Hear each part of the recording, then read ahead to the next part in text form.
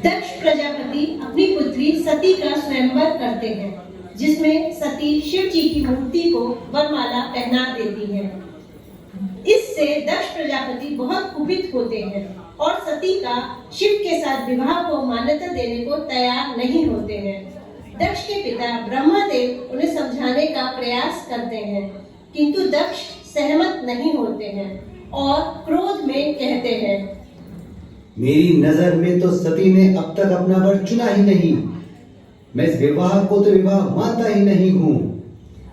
किंतु अब इसे नहीं मानने का प्रश्न ही कहाँ उठता है पुत्र। महादेव और सती का विवाह तो हो चुका है। नहीं, बिल्कुल नहीं।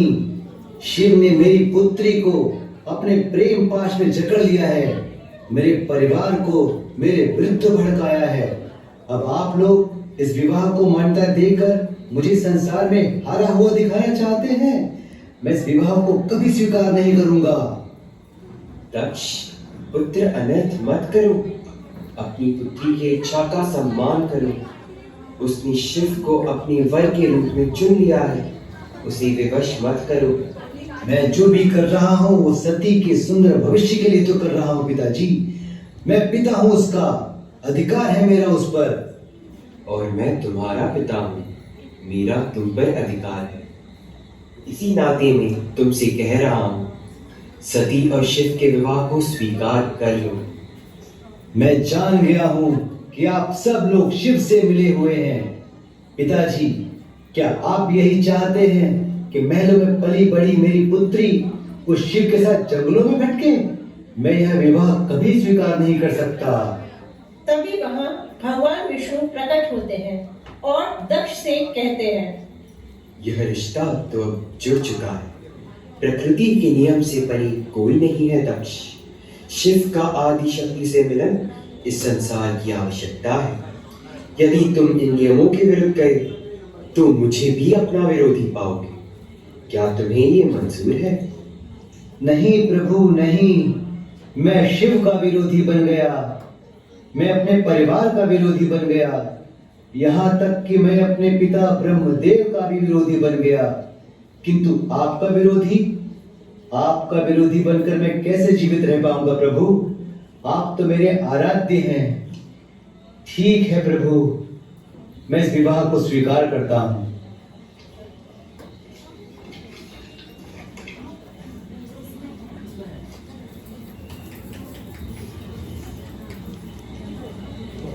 ब्रह्मा जी और विष्णु भगवान के समझाने पर शिव और सती का विवाह धूमधाम से संपन्न होता है। सती शिव जी के साथ कैलाश पर्वत पर आ जाती हैं, जहां वे आनंद पूर्वक अपना वैवाहिक जीवन आरंभ करते हैं। एक दिन सती देखती हैं कि अनेक विमान आकाश मार्ग से कहीं जा रहे हैं। उन्हें उत्सुक देख शिव जी उनसे पूछते हैं, क्या बात है देवी? प्रभु, आज बार बार आकाश मार्ग से इतने सारे विमान कहाँ जा रहे हैं? देवी, आपके पिता ने एक बहुत बड़े यज्ञ का आयोजन किया है। सभी देवगण इन विमानों से उसी यज्ञ में सम्मिलित होने जा रहे हैं। क्या मेरे पिताजी ने? स्वामी, तो क्या मेरे पिताजी ने आपको इस यज्ञ में आमंत्रित नहीं किया है? नहीं देवी, आपके पिता मुझसे बैर रखते हैं। वह भला क्यों मुझे इस यज्ञ में बुलाने लगे? सती मन ही मन कुछ सोचती है, फिर शिव से कहती है, प्रभु, यज्ञ के इस अवसर पर मेरी सारी बहनें भी आएंगी। उनसे मिलने का तो यह अच्छा अवसर होगा। यदि आपकी आज्ञा हो तो मैं भी अपने पिता के घर जाना चाहती हूँ। इसी बहाने मेरा सबसे मिलना भी हो जाएगा। किंतु देवी, मेरी समझ में आपका वहां जाना उचित नहीं रहेगा। बिना बुलाए किसी के घर जाना उचित नहीं होता है। और फिर संभव है कि मेरे कारण आपके पिता आपका भी अपमान कर दें। प्रभु, ऐसा क्यों प्रभु? वो तो मेरे माता पिता का घर है। मैं तो अपने पिता के घर ही जाना चाहती हूँ। देवी, विवाह के उपरांत पति का घर ही स्त्री का अपना घर होता है।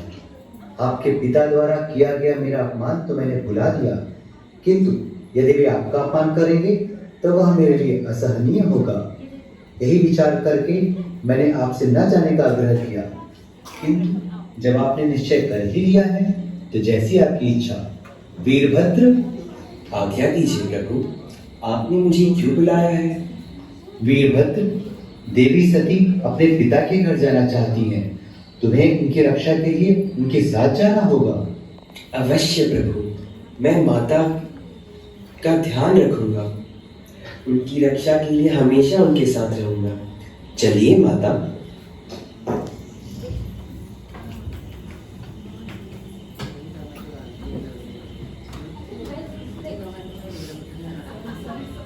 दक्ष प्रजापति अतिथियों का स्वागत करते हुए उन्हें अपने भवन में ले जाते हैं।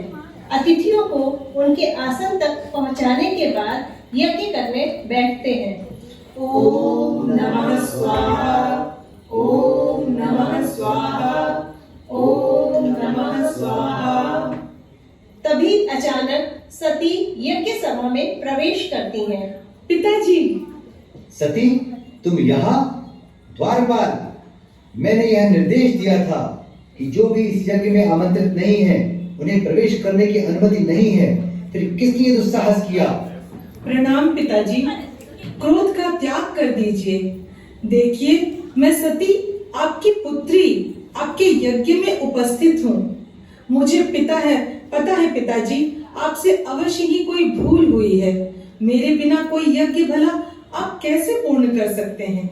अब आपसे एक विनती है पिताजी, आप मेरे स्वामी को भी इस यज्ञ के लिए आमंत्रित करें। क्या आप कह रही हो सती? लगता है उस पाखंडी शिव के साथ रहते रहते तुमने भी नाटक करना सीख लिया है।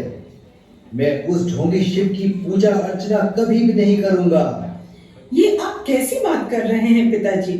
शिव तो देवों के देव महादेव हैं, त्रिदेव का हिस्सा हैं।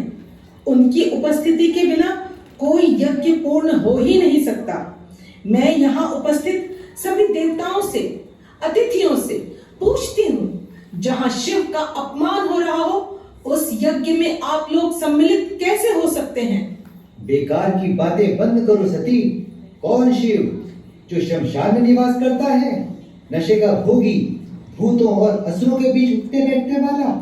ऐसे किसी व्यक्ति को मैं अपने यज्ञ में कैसे आमंत्रित कर सकता हूँ? शिव अनाथ और अकुलीन है। वह इस यज्ञ में आमंत्रित किए जाने की योग्य ही नहीं है। बस करिए पिताजी, बस करिए। मैं अपने स्वामी की निंदा और सहन नहीं कर सकती। मैं अब उनके विरुद्ध और एक शब्द भी नहीं सुन सकती। शिव के लिए इन कठोर वचनों को सुनने से तो अच्छा होगा कि मैं अपने प्राण ही त्याग दूं। मैं आज यज्ञ की इस अग्नि में अपने प्राणों की आहुति देती हूँ।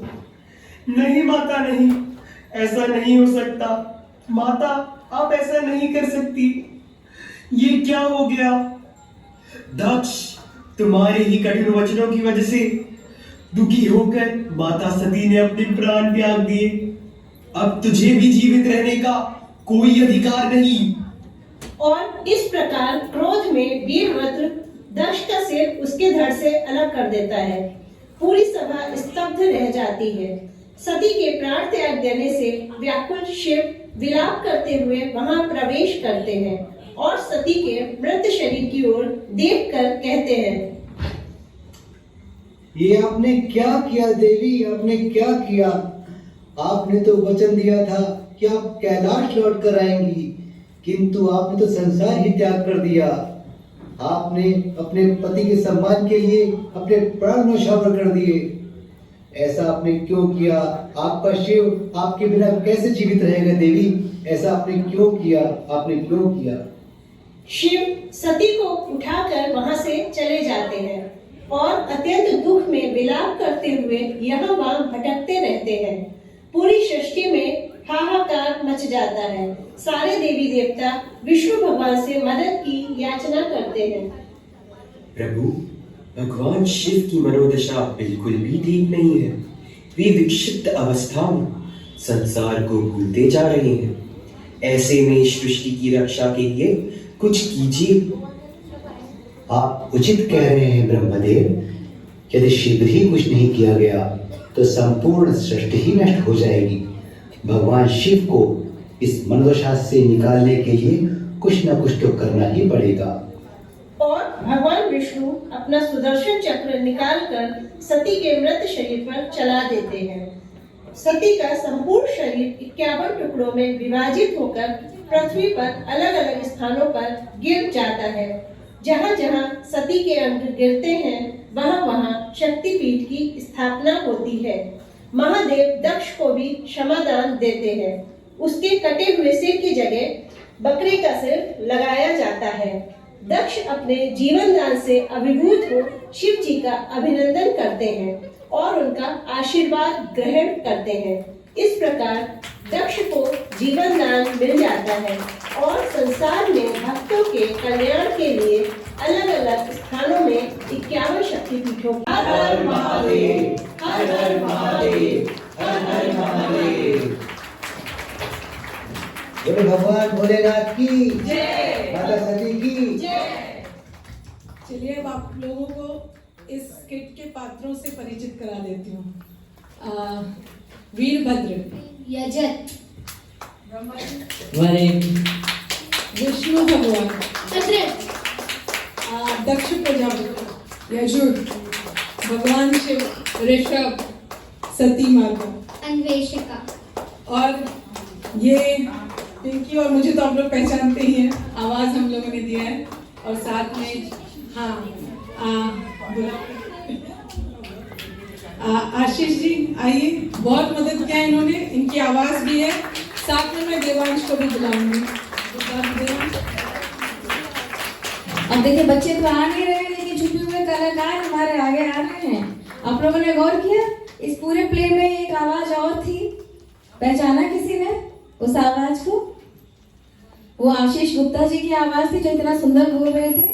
बहुत सुंदर उन्होंने वर्णन किया इसका और धन्यवाद जय, धन्यवाद पिंकी।